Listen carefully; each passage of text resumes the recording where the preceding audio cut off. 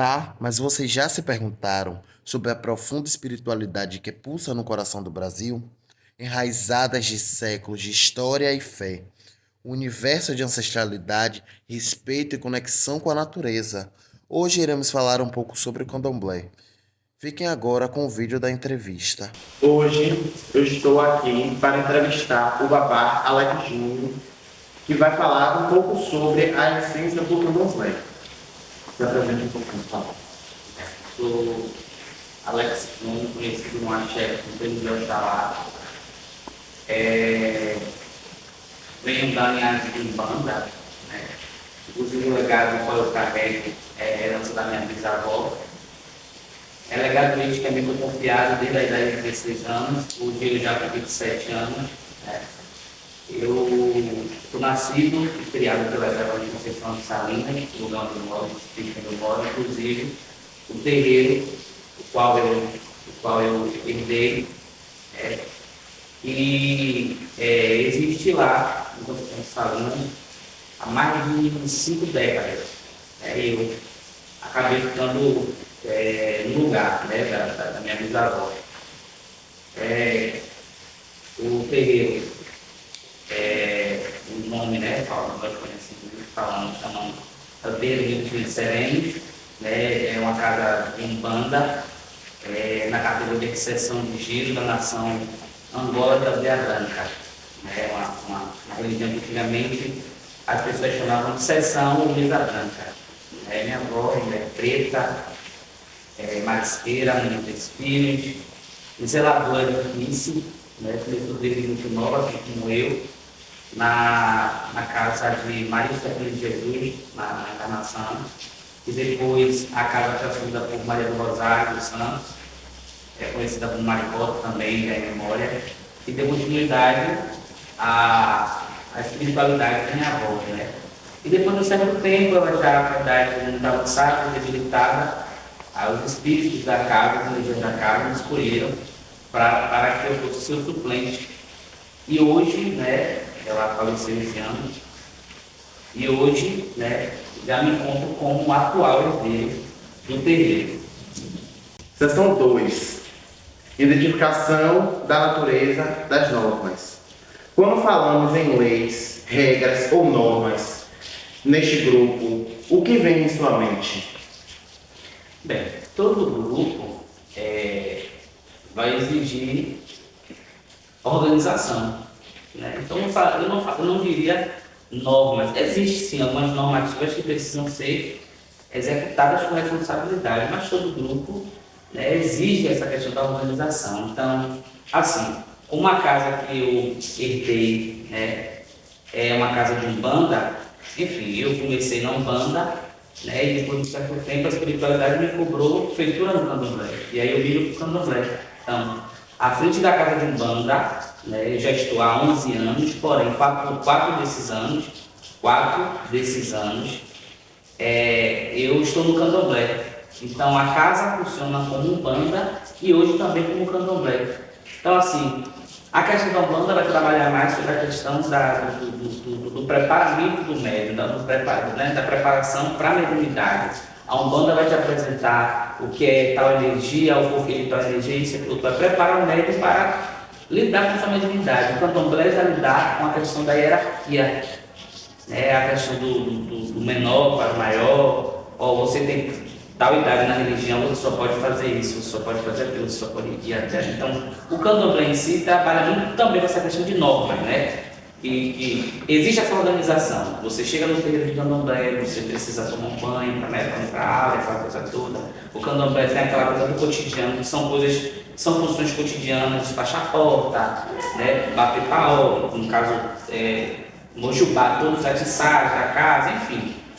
Então, existem essas regras, existem coisas que são normas, mas existem coisas que já fazem parte da hierarquia e coisas que fazem parte da tradição.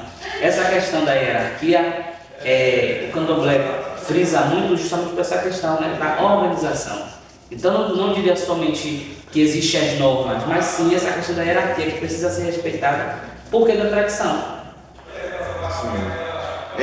Deixa eu fazer outra pergunta também sobre essa sessão. Existem normas que são escritas, códigos, estatutos ou dogmas, em outras que são mais informais, como costumes e tradições. O candomblé é uma religião de tradição, né? Uma religião de resistência. Então, assim, por ser uma questão de ser resistência, né? Somos resistência. Somos resistência da ancestralidade. Então, eu estou aqui hoje porque alguém me antecedeu. Então, a ancestralidade é justamente isso, né? Aquele que plantou e hoje eu estou cultivando aquilo ali para que outras pessoas também venham cultivar e lá na frente até dar frutos. Então, em questão disso, questão da ancestralidade, porque o candomblé é isso, é a ancestralidade. Então, essa questão da resistência, né, justamente porque disso, o candomblé é porque eu sou. Então, toda essa questão da ancestralidade, toda essa questão da espiritualidade vai frisar justamente essa questão aí. Né? A questão das normas é necessário para ficar uma coisa organizada, né? Como eu acabei de falar, a questão da Umbanda vê muito essa questão, né, da preparação mediúnica, e o candomblé já trabalha mais com essa questão de hierarquia, que precisa ser respeitada por todos, para ficar uma coisa mais organizada, para ser uma coisa mais organizada. E aí o candomblé tem muito disso, né, dessa questão oral, né, repassado do mais velho para o mais novo, e tudo é repassado oralmente, né. Hoje com as novas tecnologias, você chega num aplicativo, você vê lá enciclopédia, coisas escritas, né, PDF, aquela questão do... Agora fugiu na mente. Da apostila. Mas o candomblé trabalha de forma oralmente, né, é bonito de ver. Uma pessoa de branco, de conta no pescoço, né? Mas é importante também saber por que ela está ali, né? E o candomblé trabalha com essa questão da oral, né? A gente não existe livro, não existe Bíblia, é passado de forma oral. Vamos lá, seção 3. A importância e funções das normas.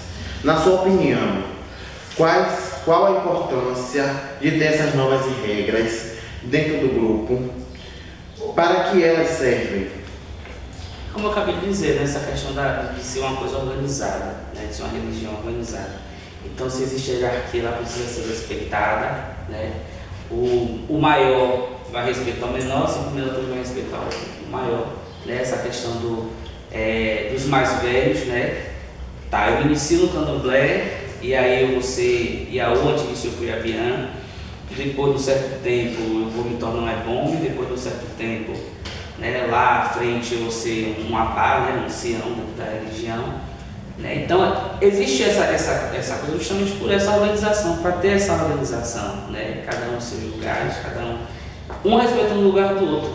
Então isso é importante, isso é essencial, né? Essa questão de, não diria normas, né, mas essa questão da hierarquia. Existem coisas que precisam ser respeitadas também, né? Normativas, coisas que fazem parte da tradição, mas eu acho também que varia muito de casa para casa, né? De nação para nação.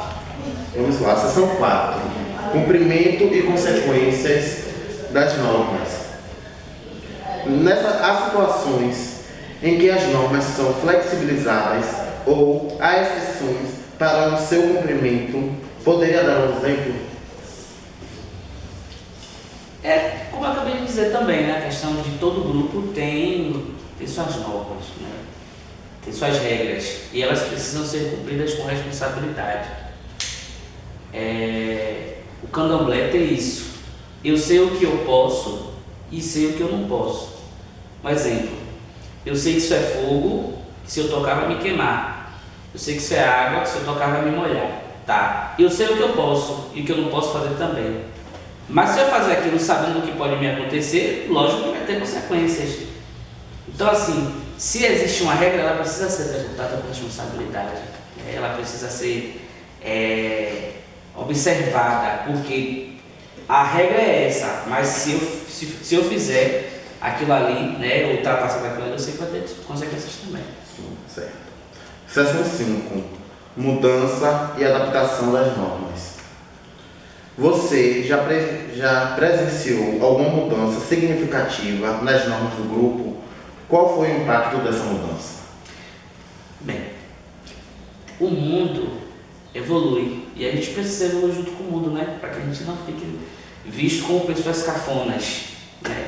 As grandes inovações estão aí, né? As novas tecnologias também. E hoje em dia ninguém mais precisa colocar o feijão fradinho de molho para depois moer ele ou pisar para fazer a massa de acarajé. Simplesmente a gente pode chegar ali, comprar a massa de acarajé e fazer a acarajé. Hoje em dia, ninguém precisa mais ralar a cebola nem pisar o camarão para fazer o moloco de Oxum. Eu, em particular, faço isso na minha casa, por questão de tradição. O lugar onde eu me iniciei ainda faz dessa forma, eu continuo fazendo. Mas tem pessoas que já vê aquela questão do liquidificador, bateu ali, acabou, feito.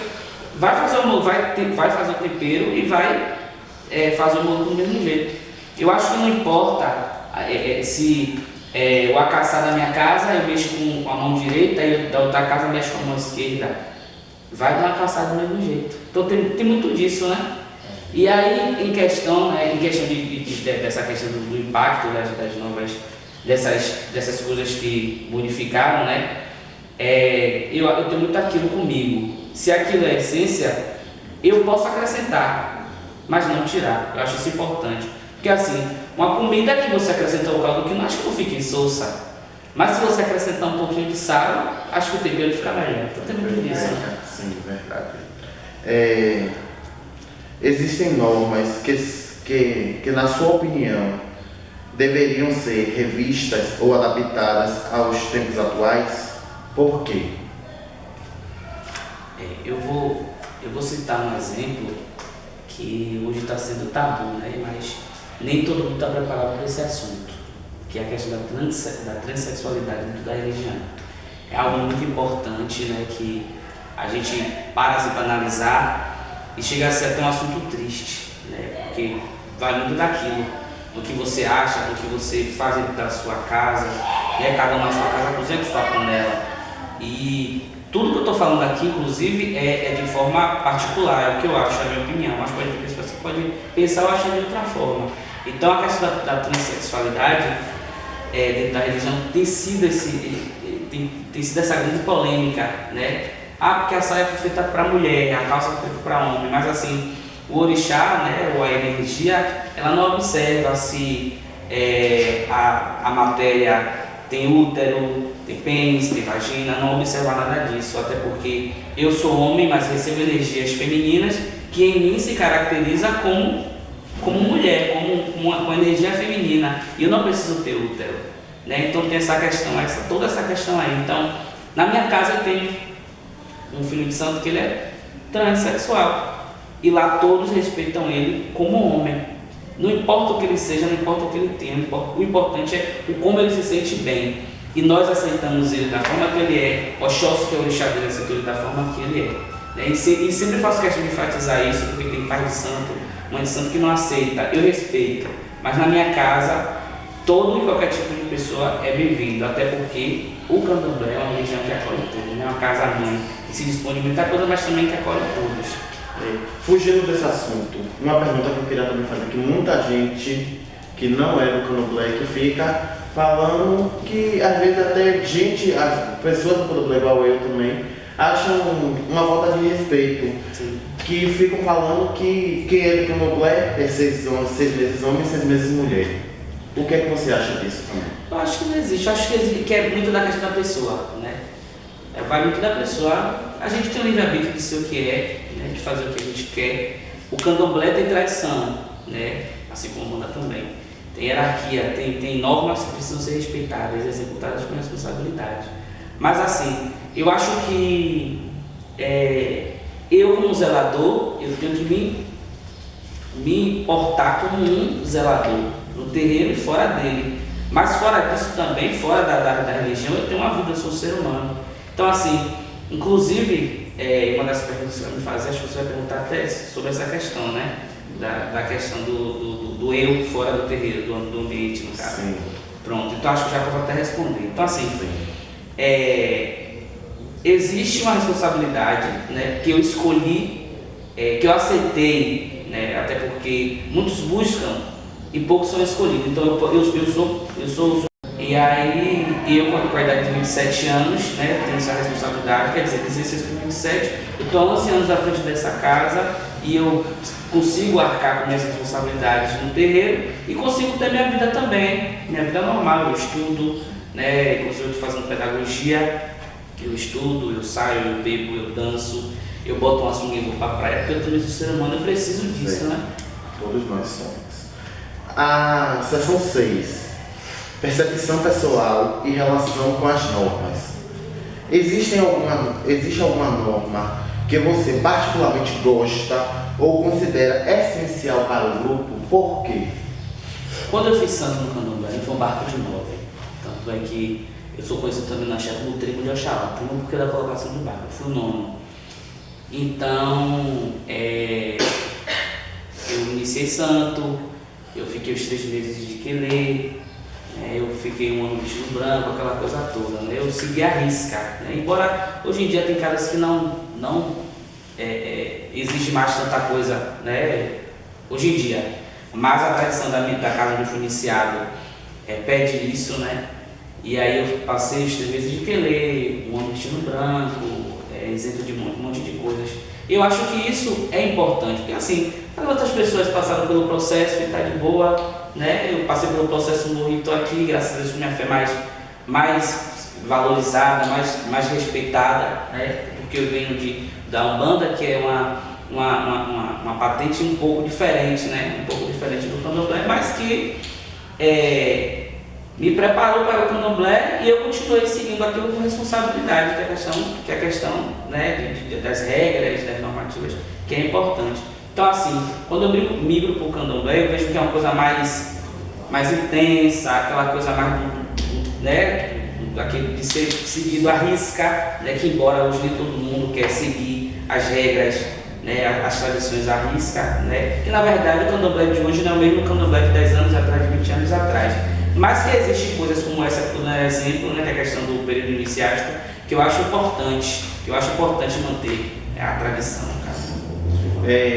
Para finalizar, você gostaria de acrescentar mais alguma coisa, falar mais alguma coisa? Eu queria deixar só uma mensagem, né?